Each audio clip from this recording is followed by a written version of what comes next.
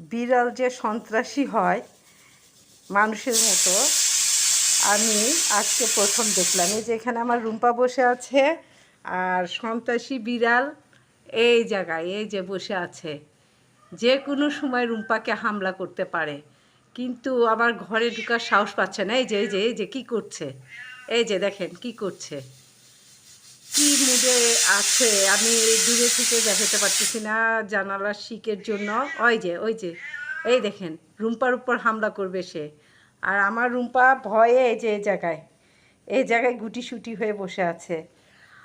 আর সন্ত্রাসী বিড়াল এই জায়গাতে, এই যে সন্ত্রাসী, কেমন সন্ত্রাসী বিড়ালও যে সন্ত্রাসী হয় এটা আজকে আমি দেখতেছি।